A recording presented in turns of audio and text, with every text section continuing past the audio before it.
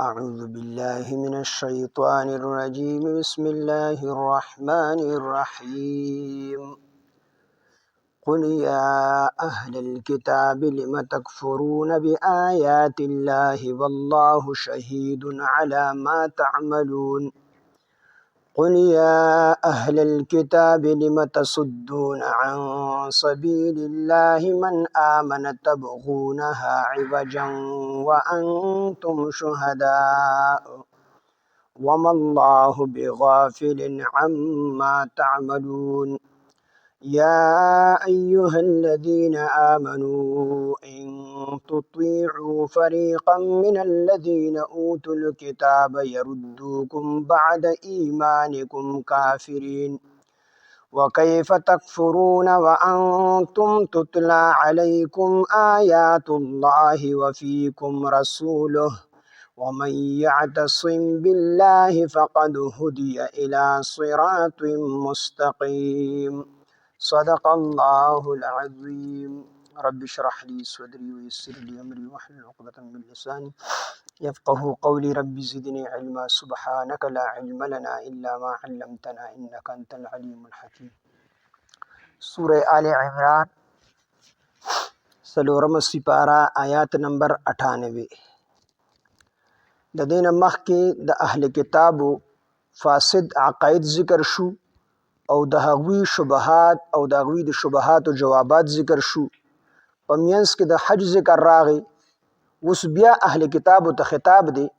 خو د دې تعلق ته یوې خاصې واقعې طرف ته دی اصل کې په مدینه منوره کې د یهودو درې قبیلې لا آبادې وي بنو قنقاع بنو نذیر او بنو قریظه او بل طرف ته د مشرکینو دوه قبیلې وي اوس او حزرج نو دا اوس او حزرج دا د مشرکینو چې کومې قبیلې وي نو دی به دا یهود خپل سرداران ګڼل یعنی په مدینه منوره کې چې څومره جایداد نو پای کې اکثریت دا د یهودو دغه رنګ یهود دا پړه لیکه خلکو نو سکولونه او کالجونه یونیورسټۍ دا د یهودو وي دغه رنګ په تجارت باندې د یهودو قبضه وه په زراعت باندې د یهودو قبضه وه او مشرکین مکه دا خو جاهل خلکو سبق هم نو ویلې دغه رنګې د دې ځمکې هم ډېرې کمې وې په تجارت کې هم د دې څه نو دې غریبانان غونتي وو نو یهودو به دا خپل غلامان چې کوم دي حسابول تر دې پورې چې مشرکینو د اوس او حزرج دی به خپل لور خور چاله په نکاح ورکول نو کو يهوديان به په خوشاله نو دی به په نکاح ورکړه او کو يهود به په نو خوشاله نو دی خپل لور خور چاله په خپل خو سره په نکاح نشو ورکو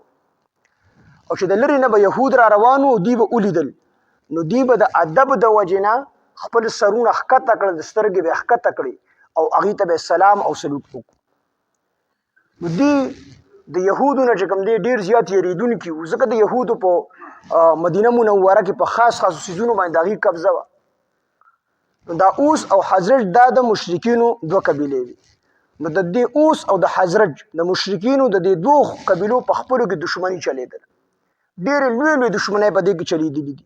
یو دښمنی په کې 63 سال چلیدلې ده بل دښمنی په کې 93 سال چلیدلې ده او یو دښمنی دا په کې 120 سال چلیدلې او دښمنی و او په څه باندې یو کس اوخ په د بل نه مخکې اوبه اوس کلی نو هغه به استاد اوخ زمانه ولې مخکې اوبه اوس کلی نو په دې باندې به دښمني شروع شو د یو کس اوخ لاړو د بل کس فصل ته دغه نه چې کوم دی سره پکې شروع نو د چا چې فصل هغه د خپل فصل نه وشاړو نو بل کس ورپسې راغی دا زما د نازولي اوخ ولې د خپل فصل نه وشاړو په دې جنگ جوړ شو جنگ نه وروسته خبر دښمنۍ ته ورسېد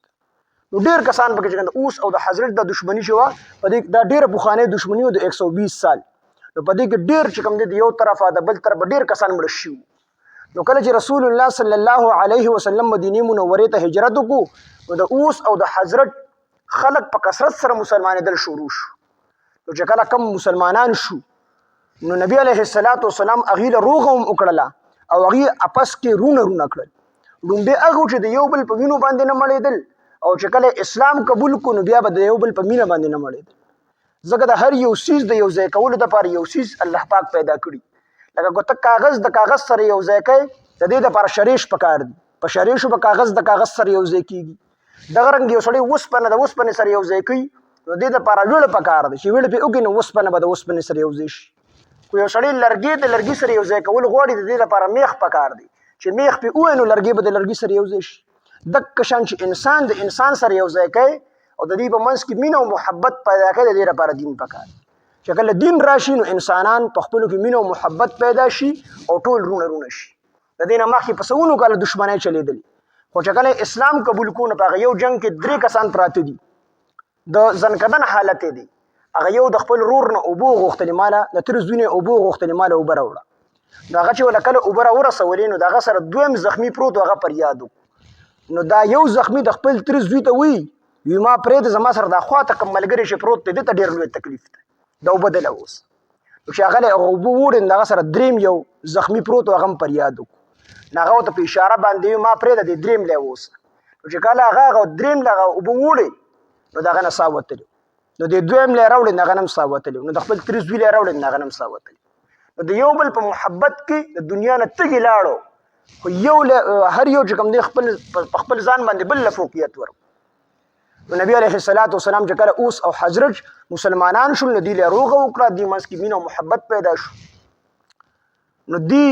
یو ځای کې ناستو، یو بل سره ګپ شپ لګو، خبرې اترې کولې، د اوس او د حضرت د دواړو فریقینو دا کسان. نو په لاره باندې یهودي روانو، شماس ابن قیس، او دا ډېر حرامي یهودي و. د چې وکتل چې دا خو اوسه پورې زمونږ غلامانو، اوس مونږ ته سلام هم نه کوي، زمونږ سره خبرې هم نه کوي، او اوسه پورې د یو بل په وینه باندې نه مړېدل، اوس یو بل سره ناست دي ګپې شپې لګي د اوس او د حضرت دا کسان. نو دلته کې بل یو یهودي ولمسو، هغه ته وی ته ورشه او د اوس او د حضرت په منځ کې چې کوم دی کېنه او د جنگ بعاث اشعار ووایه. دغه جنگ ته د 120 سال چې شوی دی د جنگ بعاث وي، د جنگ بعاث اشعار ووایه. نو دغه هلک لاړو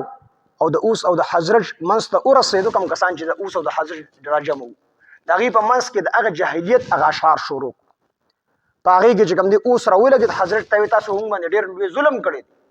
موږ ته خو اوس پته ولګېده. هغې موږ ظلم نه دی کړی، دوی تاسو ظلم کړی دی. یو بل پسې پاڅېدو، د سکونو او د څپېړو جګړه وشوله،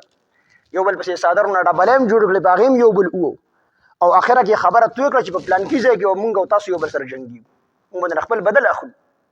دا خبره نبی علیه السلام ته چا ورسوله. نبی علیه السلام راغی او دوی ته ډېر زیات غوسه شو. تاسو د جاهلیت نه الله پاک درته ایمان درکړو، د کفر نه ایمان ته الله پاک راوستی، اوس تاسو بیا غواړئ چې تاسو واپس کفر ته لاړ شئ.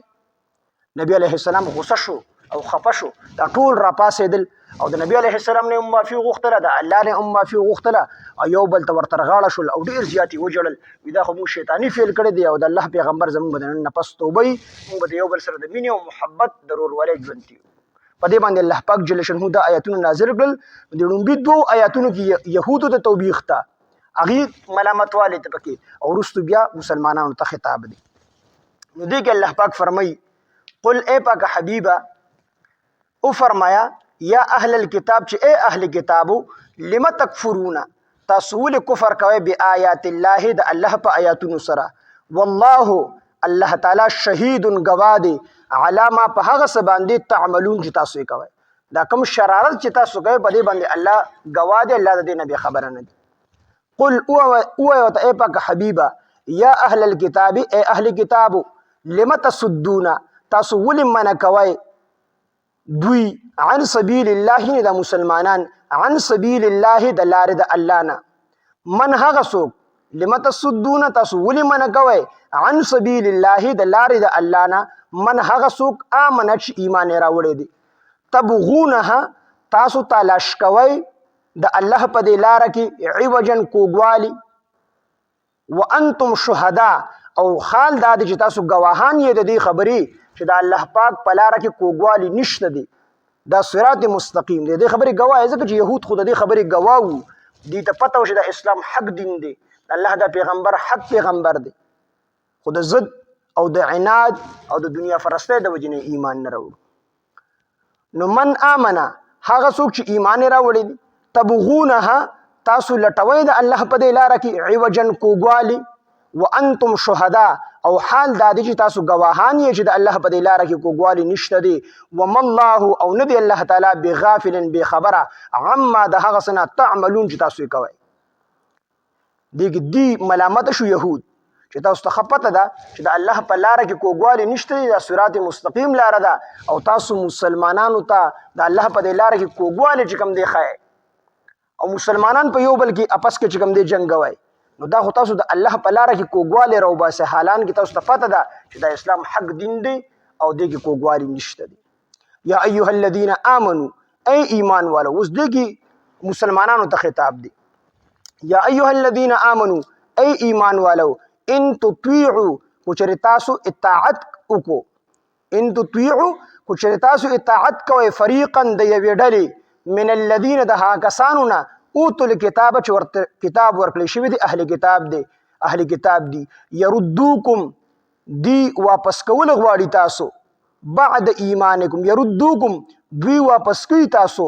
بعد ایمانکم رستو تاسو د ایمان دروړلو نه کافرین کفر ته. یعنی که تاسو د دې تابعداري کوئ نو دی په حقیقت کې دا غواړي چې دا مسلمانان واپس کفر ته راشي. تاسو ته د جهلیت هغه جنګونه یادول غواړي، تاسو جنګول غواړي، نو د دې مین مقصد دا دی چې دی اسلام پرېږدي واپس کفر ته راشي، واپس زموږ غلامي قبول کړي.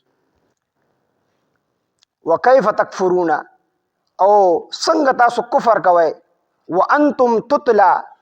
او لستل شي پتا وانتم تتلا لستل شي علیکم پتاسو باندې آیات الله آیاتونه د الله. رسول الله صلی الله علیه وسلم په مسجد نبوي کې د قران درس کو، آیاتونه به صحابه ته بیانول. صحابه ټول عرب وو، هغه په عربی باندې پوهېدل، خو چې کوم ټکی باندې په پوه نه شو، ځکه چې قران خو د فصاحت او د بلاغت نه ډک کتاب دی، چې په کوم ټکی په پوه نه شو د الله د پیغمبر نه به تفوس کو، نه د الله پیغمبر دغه تفسیر ورته اوتو الکتاب یردو وانتم تتلا او لستل شي علیکم پتاسو باندې آیات الله آیاتونه د الله، وفیکم او پتاسو کې رسوله د هغه رسول موجود دی، تاسو ته قرآن موجود آیاتونه در باندې لستل شي او د الله پیغمبر در کې موجود دی، بیا هم د جاهلیت هغه کارونه کوي، یو بل سره جنگونه کوي، یو بل ته د جاهلیت هغه کیسې را یادوي. قرآن در باندې لستل د هدایت کتاب دی